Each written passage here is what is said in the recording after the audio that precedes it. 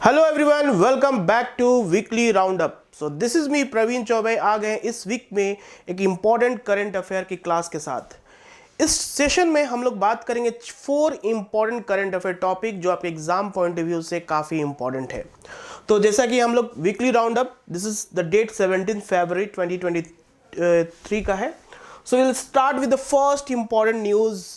Recently United Nation Security Council ने session लिया on sea level rise. United Nation Security Council जब ये बना था 1945 में, यूनाइटेड नेशंस का जब फॉर्मेशन हुआ था, उस समय इसका मेन मकसद था कि वर्ल्ड में पीसफुल इन्वायरमेंट कैसे रखा जाए।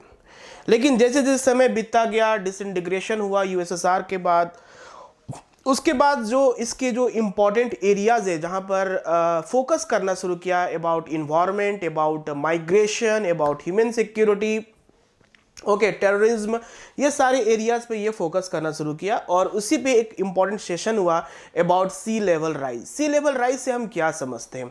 सी लेवल राइज बेसिकली क्यों हो रहा है? Because of global warming. जो क्लाइमेट चेंज, ग्लोबल वार्मिंग के बारे में हम लोग जानते हैं, उसकी वजह से जो सी लेवल है वो राइज कर रहा है।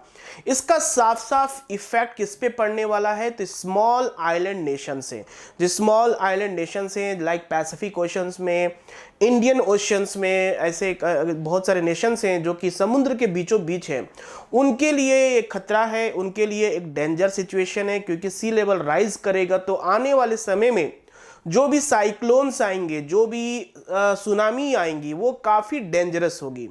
तो इस केस में एक तरह का वार्निंग दिया गया है। यूनाइटेड नेशन सिक्योरिटी काउंसिल में एक सेशन हुआ जिसमें ये बात की गई कि ये जो सी लेवल राइज कर रहा है, इससे हमें कैसे बचना है, और जो क्लाइमेट चेंज और ग्लोबल वार्मिंग जैसे जो स्टेप्स अभी तक जो लिए गए हैं, उस पर हम लोग कितना काम कर चुके हैं और कितना न्यू स्टेप्स लेना है। तो यहाँ पर हम लोग बात करेंगे, जैसे कि आप देख सकते हैं ये कॉन्फ्रेंस जो है यूनाइटेड नेशन सिक्योरिटी काउंसिल का कॉन्फ्रेंस है, और ये बेसिकली बात कर रहे हैं सी level rise. Sea level rise कर रहा है, ठीक है। देखिए, सी लेवल राइज होता है एक मेट्रोलॉजिकल रीजन से भी होता है, लाइक टाइड्स का फॉर्मेशन जब होता है, rising and falling of sea level because of gravitational pull of sun and moon is called tides. तो वो टाइड्स का अलग कॉन्सेप्ट है, वो सी लेवल राइज के बारे में यहाँ बात नहीं हो रही है। यहाँ पर जो बात हो रही है, यहाँ पर इसलिए बात हो रही है about the climate change, melting of glaciers that cause rising of sea level. तो यूनाइटेड नेशन सिक्योरिटी काउंसिल ने क्या कहा है? रिसेंटली वार्नड, बहुत इंपॉर्टेंट, उसने वार्न किया है भाई about the high risk of sea level rise. जो सी लेवल राइज कर रहा है वो काफी हाई रिस्क पे है, हम लोग काफी हाई रिस्क में है। क्या है? The council use the word unthinkable, very important, the word unthinkable to stress the risk posed by sea level rise. जो स्ट्रेस, जो डेंजरस, जो थ्रेट है सी लेवल राइज करने से, वो काफी डेंजरस होने वाला है, काफी परेशानी में डाल सकती है हमें। The impact would be imprinted on international law, security and human right। और इसका जो इम्पैक्ट है वो इंटरनेशनल लॉज पे आ सकते हैं, लाइक यहां पर हम बात कर सकते हैं United Nation Convention law on seas, okay, law of seas, जिसमें हम लोग बात करते हैं कि टेरिटोरियल वाटर कितना है आपका, जो कंटिग्यूअस जोन वो कितना, एक्सक्लूसिव इकोनॉमिक जोन कितना, कितने नॉटिकल माइल्स हैं, तो उस पर ये कहीं ना कहीं एक इफेक्ट कर सकता है, सिक्योरिटी पे इफेक्ट कर सकता है, अबाउट ह्यूमन राइट्स के ऊपर इफेक्ट कर सकता है। ह्यूमन राइट्स के लिए कहने का मतलब about human security and rights की, उनका माइग्रेशन हो सकता है, उनको रिसोर्सेज की कमी आ सकती है, ये सारे इंपैक्ट करेंगे। According to the council, the sea level rise is already causing conflicts. जो प्रेजेंट सिचुएशन में, ये तो वार्निंग करे कि आने वाले समय में ऐसा हो सकता है, लेकिन प्रेजेंटली ये काफी सारे कॉन्फ्लिक्ट्स का एक कारण बन चुका है, ठीक है। The competition for fresh water, आज के टाइम में फ्रेश वाटर का कंपटीशन बहुत ज्यादा, इंक्लूडिंग इंडिया, वाटर क्राइसिस है। हम जानते क्या है कि हमारा पूरे अर्थ सरफेस पे जो 70% जो सरफेस ऑफ द अर्थ है that is covered by water, still we fight for water, fresh water के लिए कमी है, लैंड की कमी हो रही है, लैंड जो है वो बेसिकली डिक्रीज कर रहे हैं, श्रिंकिंग हो रहे हैं, and other resources to explode exponentially with rising sea levels। okay, the other resources may be exponentially basically means the challenges become more double, triple in coming years when if we will not take any action against rising of sea level। तो काफी important बात की गई है यहाँ पर। Threat multiply, उन्होंने कहा कि जो थ्रेट है, जो डेंजरस सिचुएशन होने वाली सी लेवल राइज से, वो काफी ज्यादा बढ़ने वाली है। Now the United Nation Security council conducted debate on rising sea level for the first time in its existence. बहुत इंपॉर्टेंट है कि first time nation Security Council ने इसके ऊपर कोई सेशन लिया है क्लाइमेट चेंज के ऊपर अबाउट राइजिंग सी लेवल। ठीक है, after the debate the council said that threat are to increase and jeopardize access to water, health care and food. Okay, now this threat जो है, जो ये थ्रेट है, basically it will increase, okay, it will increase the all the problems related with the your water problems, water crisis की हो सकती है, health care problem आ सकती है, एंड शॉर्टेज ऑफ फूड हो सकता है। ठीक है, शॉर्टेज ऑफ फूड हो सकता है। Now the salt water intrusion is the effect of agriculture, economies, the tourism sector and fisheries.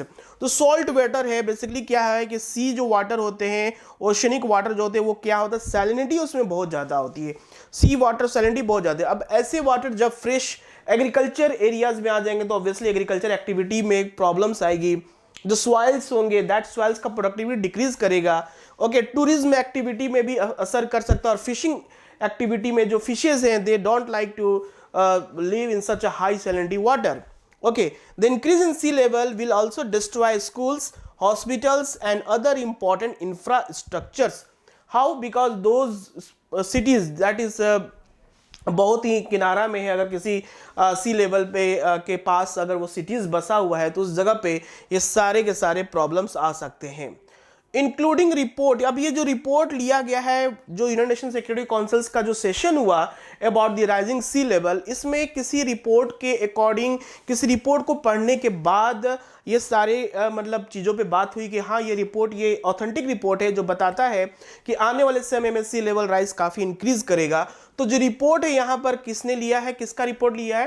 The United Nation Security Council quotes the World Metrological Organization, WMO, World Metrological Organization का data लिया है।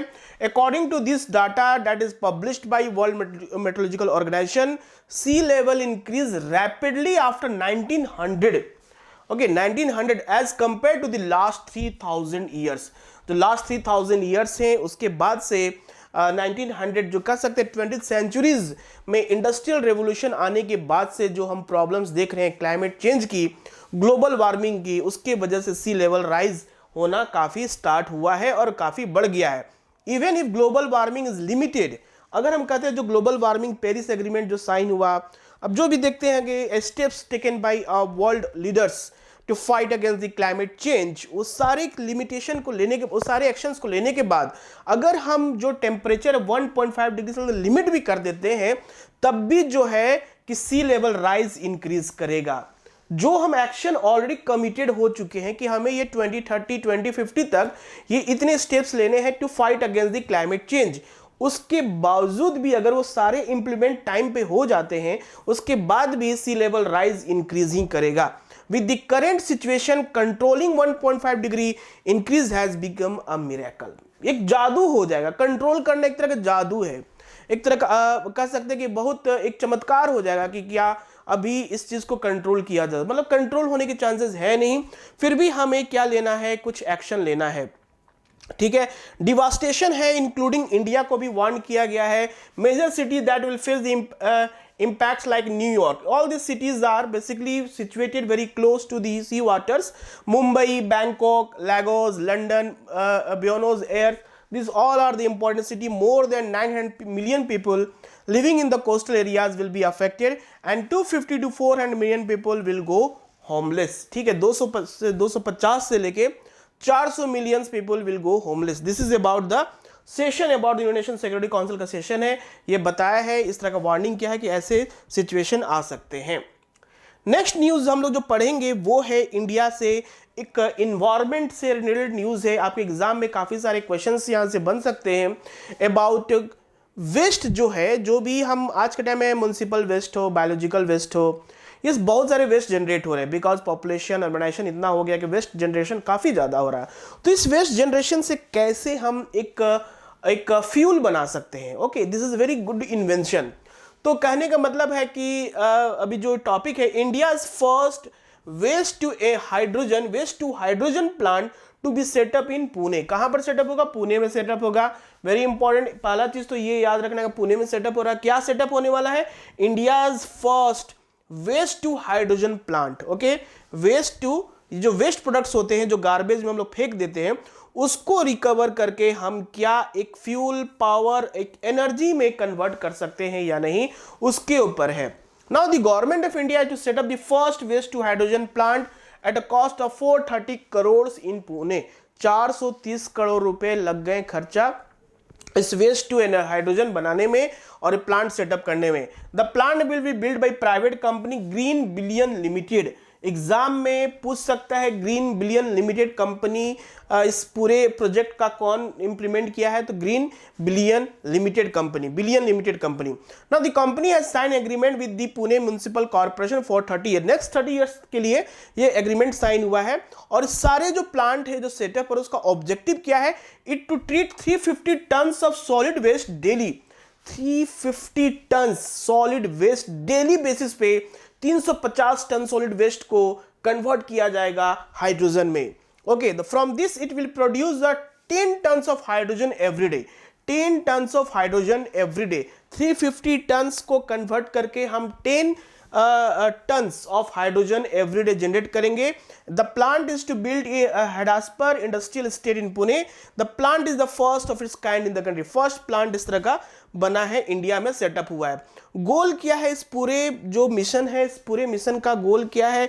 30 years के लिए जो agreement sign हुआ है municipal corporation के साथ कि इसको प्लांट को 2024 तक कंप्लीट कर देना है। ठीक है, अभी सेटअप हुआ 2024 तक कंप्लीट कर देना इसको।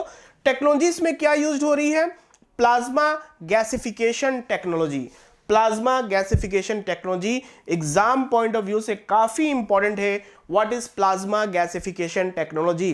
For UPSC candidate, for state PCS candidate, कोई भी एग्जाम की दे रही तैयारी, वहां पर प्लाज्मा गैसिफिकेशन टेक्नोलॉजी के बारे में पूछ सकता है। बेसिकली टेक्नोलॉजी क्या करता है? To convert waste into hydrogen fuel. ये क्या है? वेस्ट को हाइड्रोजन फ्यूल में कन्वर्ट करता है। Now the process of converting organic materials into hydrogen, carbon monoxide and carbon dioxide is called plasma gasification. वैसे प्रोसेस को प्लाज्मा गैसिफिकेशन कहते हैं जहां पर organic materials like hydrogen, carbon monoxide and carbon dioxide को convert करके हम plasma में कन्वर्ट करते हैं इस सारे चीजों में, तो उसको प्लाज्मा गैसिफिकेशन कहते हैं। This should be done at 700 degree Celsius. Combustion is the major process that occur during gasification. Combustion होता है, ठीक है, इज द मेजर प्रोसेस। ये बहुत इंपॉर्टेंट है कि which one is major process? Combustion is the major process.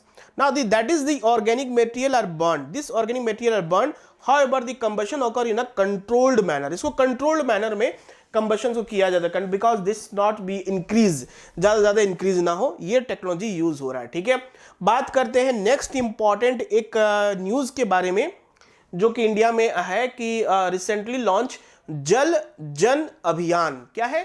जल जन अभियान। जल जन अभियान, जन मतलब हो गया लोग, जल मतलब very important water crisis India में हो रहा था। हमें वाटर को बहुत ही जुडिशियस वे में यूज करना चाहिए, ज़्यादा बर्बाद नहीं करना चाहिए, उसके ऊपर ये कुछ अभियान आया है। द जल जन अभियान will be implemented by the ministry of जल शक्ति।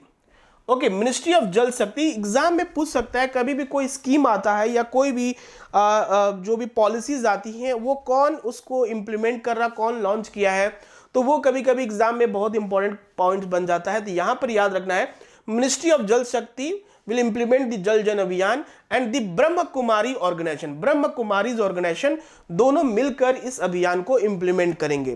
Now the main objective of the campaign is to water conservation. क्या है जल जन अभियान को अगर हम बोले what is the main aim, तो उसका मेन एम यही है कि वाटर कंजर्वेशन करना है। ठीक है, दूसरी बात करते हैं। During the campaign the volunteers from the organization will conduct public awareness campaign on preserving water. ये पूरे जो अभियान है इसमें जो ब्रह्म कुमारी जो ऑर्गेनाइजेशन है उसके जो वॉलंटियर्स होंगे वो पब्लिकली जगह जगह पर जाकर बाय बैनर, बाय कुछ भी तरह करके बताना लोगों को कि हमें वाटर को प्रिजर्व करना है, वाटर को कंजर्वेशन करना है, ताकि जो वाटर क्राइसिस की जो प्रॉब्लम है वो हमारे कंट्री में ना हो और everyone able to access safe drinking water. Now the campaign is to run for 8 months. ये 8 महीने तक कैंपेन रन करेगा. They will focus on building new water bodies and also in preserving more than 5,000 water bodies. New water bodies के साथ साथ नए water bodies को भी बनाया जाएगा. जो वाटर बॉडी ऑलरेडी एग्जिस्ट कर रहे हैं उनको कंजर्व करना, उनको प्रोटेक्ट करना है. तो देख सकते हैं हमारे prime minister PM Shri Modi द्वारा वर्चुअल शुभारंभ 16 फरवरी प्रातः 11 बजे जल जन अभियान. ठीक है. The target of the campaign is to reach at least 10 crore people and organize 10,000 programmes. 10 crore people and 10,000 programmes इसका टारगेट है. What is the plan? Plan पूरा क्या है? The Brahma Kumari organization is deploying its Raja Yogis to conduct the campaign. Raja Yogis will be all are volunteers to conduct this campaign. They well versed yoga practitioner, एक तरह का yoga practitioner है. They will inspire people to prevent water wastage and pull them into the concept of sustainable world. ये लोगों को जो awareness है, जो पब्लिक अवेयरनेस की बात कर रहे हैं for the conservation of water, इनका जो प्रोसीजर होगा, इनका जो तरीका होगा लोगों को बताने का कि किस तरह से वाटर कंजर्व करेंगे. They are basically a well versed yoga practitioner. By the help of yoga, एक तो योगा हेल्थ के लिए भी अच्छा है और इससे हम दो मोटिव को अचीव करेंगे, वाटर कंजर्वेशन का और दूसरा की हेल्दी रखने का. So during the campaign, the participant will take water pledge on using water wisely and consume it judiciously. Okay, water wisely and consume it judiciously. This will be a very important. Now, another very important infrastructure development India में हुआ है for a security point of view से Shinkula tunnel. Shinkula tunnels recently inaugurated हुआ. ठीक है, ये Shinkula tunnel exam में आ सकता है. The शिंकुला और शिंगुला is a mountain pass located on the border between Himachal Pradesh and Ladakh. It is an altitude of 5,091 meter. So exam point of view से क्या यहाँ पर हिमाचल प्रदेश और लद्दाख का जो बॉर्डर है उसको कनेक्ट करेगा. ये पूरा देख सकते हैं शिंकुला टनल है. In 2016, Border Road Organization built the road pass. However, the road could not be accessed during the winter and large vehicles could not pass through. तो विंटर के समय में काफी बर्फबारी होती है, अवलांचेस होते हैं, बर्फ गिर जाते हैं, रोड ब्लॉक्स हो जाते हैं, तो उसमें हमारे टूरिज्म हो या ट्रेड हो वो काफी इफेक्ट होता है. So this in 2020 government India plan to build a 13.5 kilometre tunnel in the past. The Union Cabinet recently approved the construction of the tunnel with the Atal Tunnel and the completion of Shinkula Tunnel in 2025. The Nimu, Padum and the Darcha road shall be accessed all throughout the year. अब इससे क्या होगा? This tunnel will be useful for our access without winter हो summer हो, throughout the month हम इसको access कर सकते हैं विदाउट एनी डिले. ना इस टनल का सिग्निफिकेंस क्या होगा?